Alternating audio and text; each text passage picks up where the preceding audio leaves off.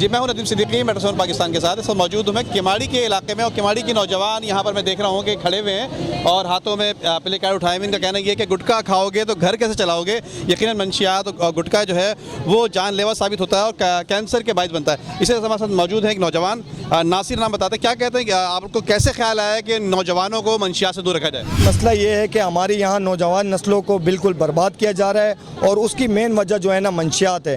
ہمارے یہاں کیماڑی میں منشیات اتنی عام کر دی گئی ہے کہ آپ کسی بھی گلے میں کسی بھی محلے میں چلے جائیں آپ کو ہر اس میں جو ہے نا منشیات ایزلی مل جاتی ہے. اس کی مین وجوہات یہ ہے کہ یہاں پر آپ اگر جاتے ہیں تو ٹوفی وغیرہ آپ کو مشکل سے شاید ملے، لیکن منشیات اتنے آسانی سے اس میں منشیات میں باقاعدہ نام بھی لے کر بتا سکتا ہوں.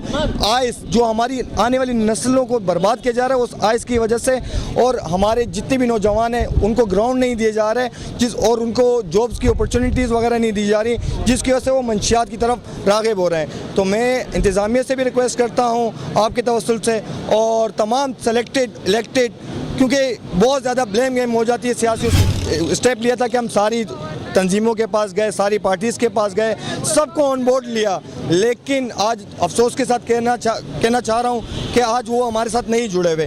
اس میں ساری سیاسی تنظیمیں ہیں، ہر پارٹی کے پاس گئے، میں کسی کا نام نہیں لینا چاہوں گا، وہ ایک بلیم گیم کی طرف چلے جاتے ہیں. تو میرا صرف ہمارا سب نوجوانوں کا صرف ایک چھوٹا سا مطالبہ ہے کہ ہمیں گراؤنڈ دیا جائے، نہ کہ یہ چرس، ہیروئن، افیم اور آئس، کیونکہ ہماری آنے والی نسلوں کے لیے ہمیں چاہیے کہ ان کے لیے ایک بیٹر فیوچر جو ہے نا وہ ہو.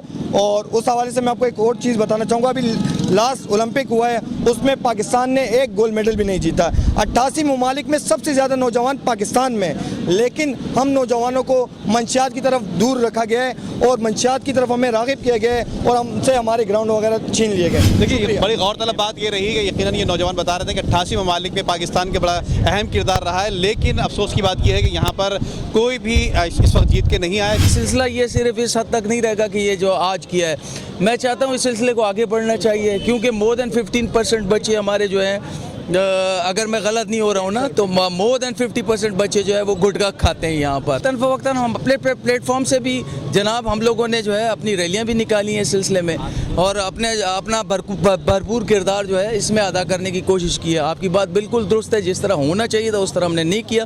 مگر اب آپ یہ بھی دیکھ لیں کمپیریٹیولی ادھر کون سی سیاسی جماعت کا آپ کو کوئی بندہ نظر آ رہا ہے؟ بالکل ان بچوں کے ساتھ رہیں گے اور ان کے ہاتھ مضبوط کریں گے، اور ان کا یہ تو پہلا اسٹیپ ہے، پہلا قطرہ ہے بارش کا. انشاءاللہ ہم اس کو ایسے ہی سمجھتے ہیں. عادل کو میں بتانا چاہتا ہوں اپنے پلیٹ فارم سے کہ اگر اس طرح جب وہ کال دیں گے تب انشاءاللہ اپنے فرنٹ صفوں میں ہمیں پائیں گے. یہ بہت بڑا مافیا ہے اور یہاں کے جو جرائم پیشہ لوگ ہیں، چاہے گٹکا ہو چاہے منشیات ہو، یہ تمام تر چیزوں کے پیچھے سیاسی جو یہاں کے لیڈران ہیں وہ ہیں، یا مطلب سیاسی گٹکے بکتے ہیں یا سیاسی منشیات بکتا ہے. ان تمام کے پیچھے سیاسی لوگوں کا وہ ہے، ورنہ لوگ پولیس کو جو ہے ذمہ دار ٹھہراتے ہیں. پولیس کا کیا کام ہے؟ پولیس جب آپ کے یہاں کے جو منتخب نمائندے نہیں چاہے تو پولیس کیوں چاہے گی؟ پولیس کبھی بھی نہیں کر سکتی ہے جب تک ہم نہیں کریں. میں منتخب نمائندے ہو، یقیناً سیاسی پارٹی سے تعلق ہے، تو آپ اپنے پر کوئی الزام لگا رہے ہیں؟ بالکل، میں اگر ہوتا، میں کسی چیز منتخب ہوتا اور یہ گٹکا اور یہ چیزیں چل رہے ہوتے تھے، سب سے پہلے ذمہ وار میں ہوتا، اس کا قصوروار میں ہوتا. اگر میں ایم پی ہوں، میں ایم این اے ہوں اور میرے علاقے میں منشیات بک رہا ہے اور اسی علاقے کا ہوں اور اسی علاقے کا ایم پی اور ایم این اے ہو، اس کو ہر آدمی کا پتہ ہے، منشیات فروش کا پتہ ہے، گٹکے مافیا کا پتہ ہے، بندوں کے نام پتہ ہے، گھر پتہ ہے.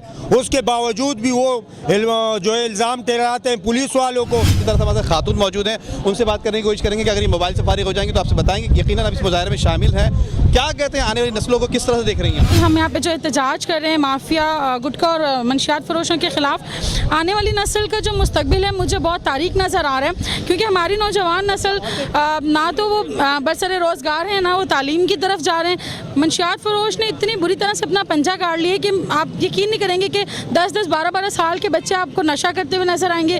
جو پڑھے لکھے ہمارا جو نوجوان طبقہ ہے وہ بھی آپ کو نشہ کرتا ہوا نظر آئے گا. کسی کے پاس نوکری نہیں، اگر نوکری ہے تو اس نشے کی وجہ سے میں نے لوگوں کی نوکریاں جاتے ہوئے دیکھی ہیں، گھر تباہ ہوتے دیکھے ہیں. اور جب تک ہمارے جو اعلیٰ حکام ہیں یا یہاں کے متعلقہ تھانے ہیں، آپ سبھی کو پتہ ہے کہ ان کی کتنی انوالومنٹ ہوتی ہے یا ان کے کتنے اختیارات ہیں۔ یہ خاتون بھی بتا رہی تھی، یقیناً ایک اور طلب بات یہ کہ انتظامیہ اور جو دیگر جو عملہ ہے اس کا بھی اس میں شامل حال، ان کا کہنا یہ ہے کہ یہاں شامل حال ہے۔ یقیناً منشیات جو ہے وہ آسانی لوگوں کو مل جایا کرتی ہے، جبکہ ٹافی اور دیگر چیزیں ملنا بہت مشکل ہوا کرتا ہے، اس لیے ان نوجوانوں نے منشیات کے خلاف آواز اٹھانے کی کوشش کی ہے۔